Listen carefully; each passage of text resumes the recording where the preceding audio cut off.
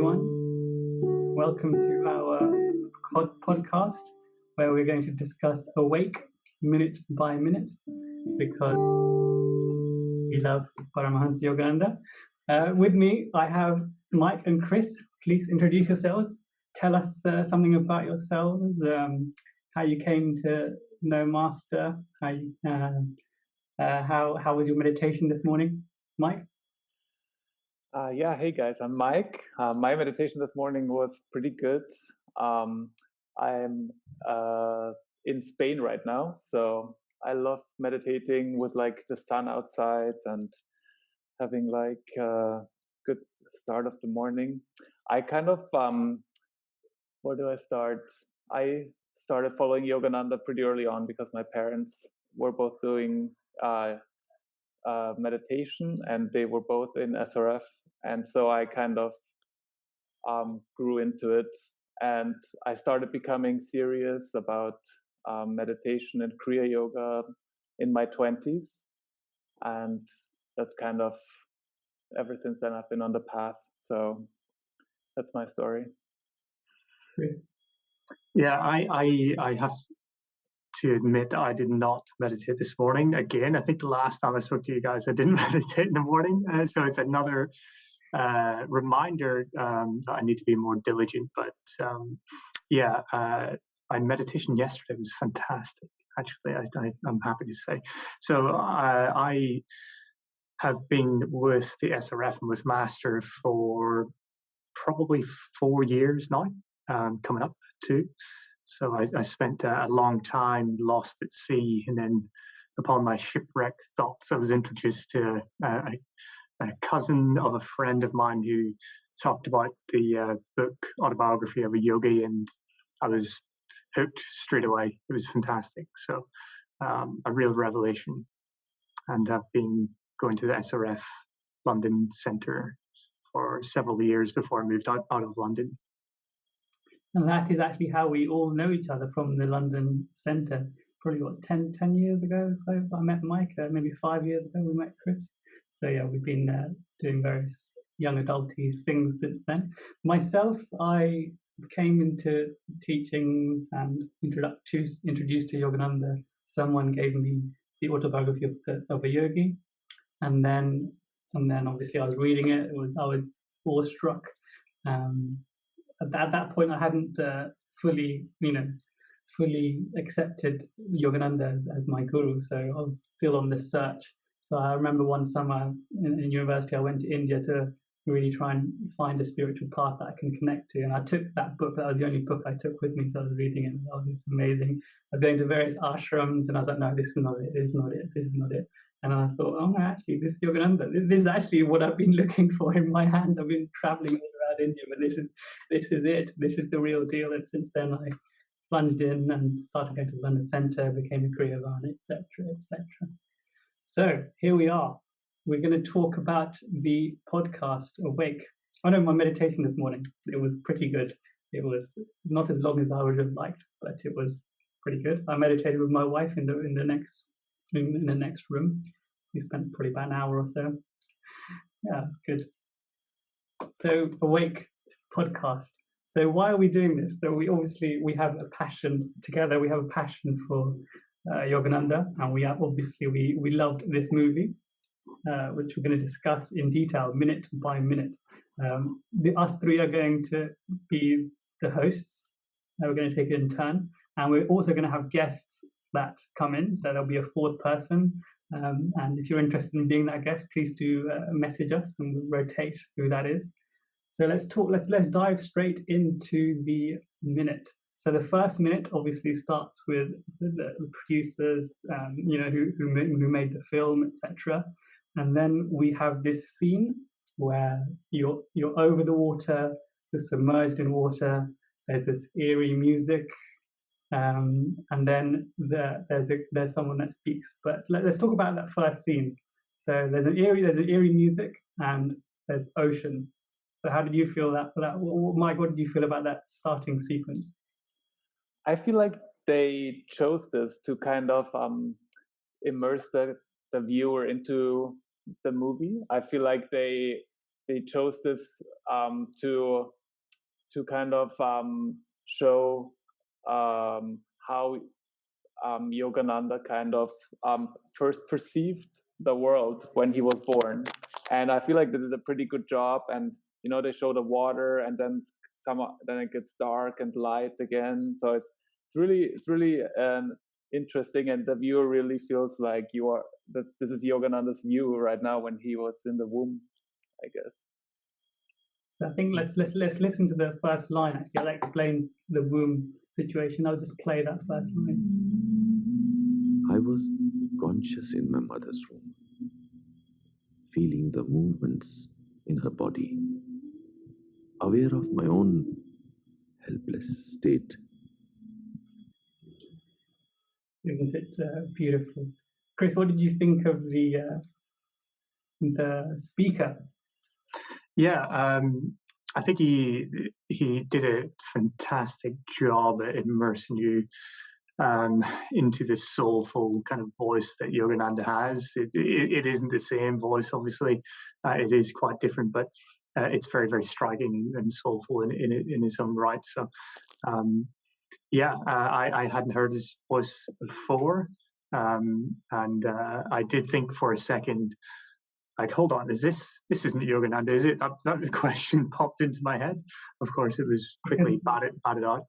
Because there's an Indian accent, and we obviously will recall the autobiography of Yogi that Ben Kingsley did, and he obviously has an Indian ancestral background. Half his family history is from India, and he's got this very quintessential English, accent, which is, it speaks so eloquently, that autobiography, and it's so beautiful. I've heard it so many times. And how does that contrast, Mike, for you to this quite very Indian sounding voice of Anupam Kher, who is the narrator as Yogananda? Yeah, I remember when I heard it the first time, it struck me that this is not what I expected, but it also helps to imagine that this is Yogananda speaking. I mean, I love Ben Kingsley, but I just can't imagine Yogananda speaking with a British accent. This is just not how I imagine him at all. And with Anupam Kher, he obviously sounds different as well, but it's close enough so that I can go like, okay, yeah, this is Yogananda speaking. And he like the way he talks is as well very slow, but in a distinct way. So it's very, very pleasant to listen to it. It's quite a contrast from, say, Swami Vivekananda. Have you guys heard him? Have you heard audio clippings of him? I have not. So No. He's got this really booming, very extremely well-spoken, almost Ben Kingsley-esque voice, but really soulful, powerful voice. But it's quite a contrast to the Yogananda's, Indian accent. You could tell he's Indian, whereas Vivekananda, I suppose he came, a decade or two before Yogananda to the US. So he laid the groundwork. So he probably had to conform more for his work. He probably had to conform more and be more easier to connect with the audience than Yogananda did, because he could retain even to the end, he retained his the way he speaks, his manner, obviously was very Indian. Anupam Kher, incidentally. So you guys won't know this, but he's a very famous household name Indian actor of the Bollywood scene.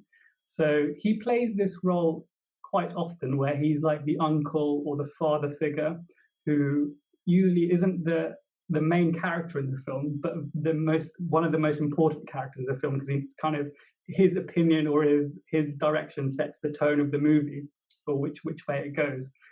You probably also won't know, but if you watch the film Bend It Like Beckham, he was Jessica's father. So he was the one that says, no, you can't marry that white guy. Yeah. But that is the role he plays in Indian cinema, and he played it quite well in that British movie, Bend It Like Beckham.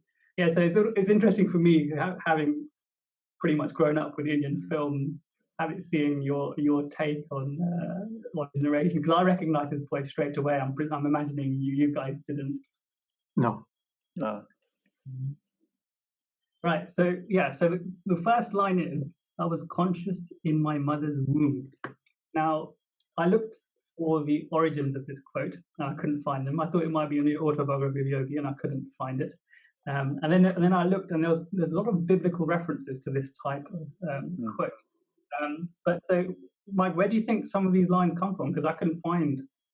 Yeah, I asked myself the same question, to be honest. I have like a lot of the SRF books on my Kindle, and I started looking for that kind of text in most of them, and I couldn't really find it. And reminded me that I read somewhere that the producers of the movie, the guys from Counterpoint Films, they when they worked with SRF opened their whole archive to them, and they probably had access to writings, audio, video that is not published, and I assume it was somewhere in there. I mean, it would make sense that if they add those lines in the beginning of the movie, that Yogananda would have actually said them. So I'm convinced of that, but I don't think it's published anywhere. Nowhere that I found it. So you mentioned the producer. Who was that? Sorry. So it's a company called Counterpoint Films. They are was founded by Paola Di Florio, which is one of the directors. The other director is Lisa Lehman, and the other person who did Counterpoint Films, his name is Peter Rader, and he's officially also the producer of the film. And did they have what? Do you know what relationship they had with SRF? Were they devotees of Yogananda? Did they do it completely independently? So SRF, like in 2010, around that time, SRF was often asked by people if they wanted to do a movie about Yogananda, and they have declined a lot of times. But in like 2010, 11, they started being open to that idea, and they made a point of looking for independent filmmakers to do it. They wanted someone who has like an outside perspective, maybe like a fresh perspective, also because that might help them tell the story of Yogananda in a way that it makes sense for someone who doesn't know about him, and make the movie kind of a way to learn about Yogananda for the first time. And I feel like that's kind of what they did. How was the film received? Because, for example, when I told my family they found out independently about the film. I didn't tell them because they know I follow Yogananda, and then they just watched it. And I in my mind I was like, no, read the autobiography of Yogi first, and then you'll appreciate it. But they watched it and they said, oh, it was fantastic. Chris, how was it perceived in general audiences, do you reckon? Yeah, well, we know that the SRF wanted to make the movie accessible to all people around the world, so it wasn't for devotees strictly. I think I have seen some reviews online that, with regards to the very first opening sentence about being conscious in the mother's womb, some people might immediately have been kind of put off by that, but it actually did quite well in the cinemas around the world. So in the US was where it really took off, so to speak. So 40 cities in the US where it was number one, the number one movie in the theaters in the first week. Wow. for these cities. So yeah, 1.5 million grossed in domestic box office US, which is quite a good number. And then I think 1.9 million worldwide, with Brazil, Australia, Italy, Germany being the next in line to sign up to wanting to watch Yogananda's Awake movie. So well received, I think it's fair to say. Right. What about the title Awake? Do you have any insights? The life of Awake.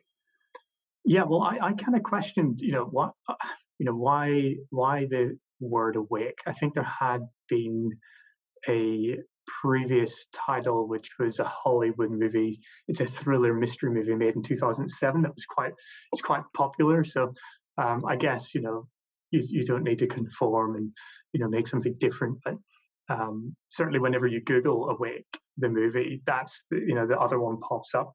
So maybe there could have been something different done there. But I think it speaks to really the purpose of Yogananda's mission, which is to awake souls and to bring souls back to God, so to speak. So I think it does address that and does a good job.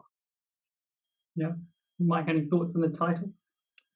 No, I essentially agree with Chris. I mean, it's a great title. It is unfortunate that there's a popular Hollywood movie that has the same title, but I don't think that takes anything away from it. I think it fits really well because this global awakening is what Guruji came for to teach, and that's why this title is perfect.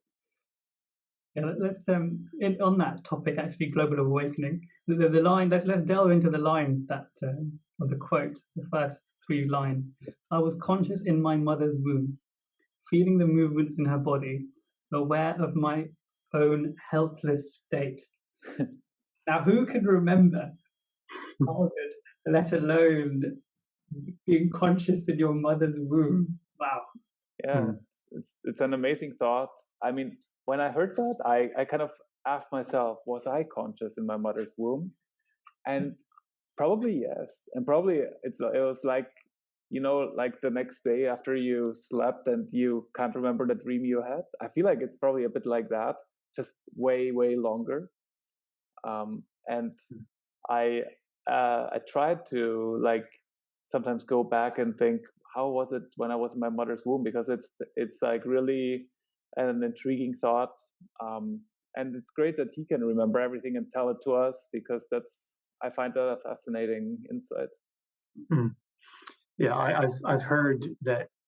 I can't remember who said it, but I think it was a friend of mine. I don't know if they got it from anywhere, but they said God gave man 2 gifts: the power of memory and the power to forget. So, you know, if which is convenient, I think for karmic reasons from past lives, but you do see some saintly people, even who are alive today, talk about their childhood in the vivid memory. And I think it is a sign of somebody who is deeply enlightened to be able to simply remember and have that accessibility. So I think whenever I watched the movie for the first time, I wanted to pause there, because it kind of struck me so strongly that I thought, geez, you know, you could really just go away and maybe meditate on that for like an hour, couldn't you? So, good way to open up. Yes, definitely. You mentioned enlightenment there, so we know that Master had his experiences in his experience in cosmic consciousness that Sri Yukteswar gave him. What it was in his late teens or early 20s, if I recall, when it was in the ashram, in Sri Yukteswar's ashram. So you mentioned enlightenment. Now we refer to Yogananda as a Prem avatar, which is an incarnation of love. So Yogananda, if he was aware of all of this, and he's an avatar, so avatar means a descent of divinity into flesh. So he would not only remember this, but he would remember everything that's happened, not just to himself, but probably to existence, right? Like if you remember his Samadhi poem, he says thoughts of all men, past, present, to come, is in his awareness. So not only was he aware of, you know, what's happened in his life and his births, but actually all of creation in his avatar experiences. What do you think of that? I feel like, I mean, somewhere there must be like he's an avatar, but also he incarnates as a human being, right? So at what point is he in cosmic consciousness, and at what point does his mission start? You know, because he, even though he was an avatar, I feel like he kind of lived this life for us, this exemplary life of a chela, to basically, you're born, you have a normal childhood, but you do look for God, and you do look for this guru who can give you cosmic consciousness, and that's the life he lived. And I'm actually, I actually wouldn't know if he felt cosmic consciousness all the time, or if it really came to him the first time in this incarnation when he was at Sri Yukteswar's place. Hmm. What do you think, Chris? Well, I think having been in a position where I was very agnostic about spirituality, I was raised in a family that my dad was raised Protestant, my mother is Catholic. I tend to have this, rationale towards spiritualism, and when you hear this, you immediately think, well, okay, if this is true, this person is so at a level above me to such a degree that I can barely imagine what it must take. So I really need to pay attention and pay attention to see that they could be fake. Let's see if they're up to it. What's the content of the words that they speak, and really for me, it kind of sets a stake in the ground that Yogananda lives up to and goes beyond, in my opinion. So for anybody who's listening and thinks, well, this is, who can really claim that? They can't really prove it. Well, I guess you can to an extent by which you see the man's actions and the words they said. So I think it's such a great, bold way to start the film.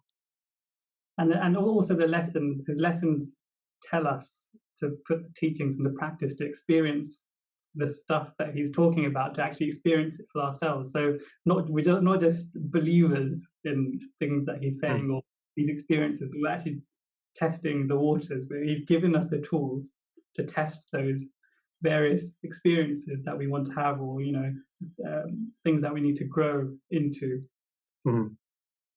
Yeah, exactly. Yeah, so when you listen to it, you don't need to believe it, but take note of it and realize its potential for truth through this scientific approach to yoga that he espouses. So yeah, it's a good marker. Right. So that pretty much is the minute. So obviously we have the intro sequences, and we've had that water. We've discussed the dialogue and how that relates to this opening sequence. Is there anything else that anyone else would like to say about the minute? Well, I think in terms of the production element, we know that it took 3 years, right? So they obviously thought very carefully about how they wanted to plan the movie and produce the movie. So I think this is a great way to kind of build mystery into the movie and build a sense of desire to know. I want to know, which is kind of what Yogananda does, isn't it? He's a sort of this mystic figure, when you look at it from a Western perspective, that brings you to God, brings you into the desire of knowing. So they must have put a lot of thought into this, and I think it's quite easy just to kind of float over the analysis of it. I think they did a fantastic job. And by the way, we do know that they went to 30 different countries to produce this. So I think this one was done in maybe CGI, or I don't know how it was quite done. If they just had cameras underwater or something, but I think it was well shot. Any more reflections, Mike? Yeah, I keep wondering. I couldn't find anything about it. Like I wanted to know, like obviously the director and the producers, they were like independent filmmakers. I wonder how they came up with choosing Anupam Kher for speaking Yogananda's voice. If he's at all interested in yoga and meditation, or if he's even a follower of Yogananda. I did a bit of research on this. I didn't really find any conclusive evidence, but I'd be interested. If anyone's listening and knows about this, or if you know about this. Yeah. So that's in the recent past, he's done more deep and impactful films. For example, this is an Indian cinema, of course. So, for example, one of the films he did was called Toilet. Quite a weird name for a film, but it addresses sanitation and hygiene issues in the very rural parts of India, and why there's restrictions to development of hygiene standards and social issues and cultural issues. So he's trying to address really deep things that are impacting the growth of society in India, and obviously other parts of the world as well. So and if you look, he's also doing this project in particular, but he's also doing because he's using his fame to actually do interviews with eminent spiritual people. Like he did a very famous interview with Sadhguru recently. That was really well received. So he's moved from like doing mundane films to like really doing impactful and spiritual work.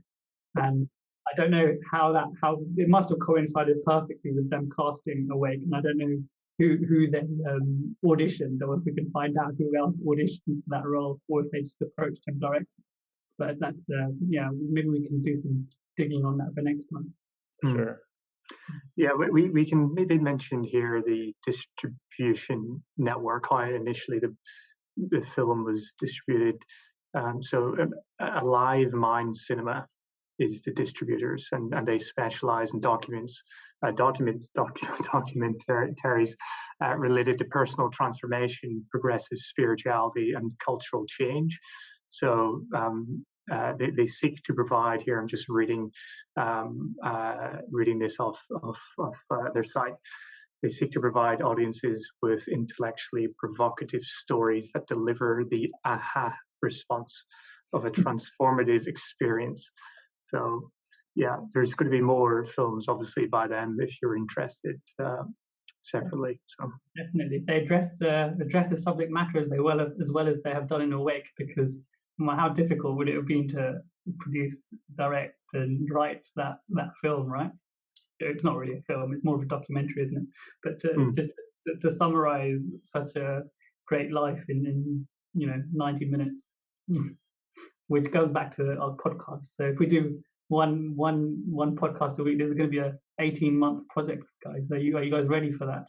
Absolutely. I am. Sure. Yeah. With Jürgen and his help, we could do it, guys.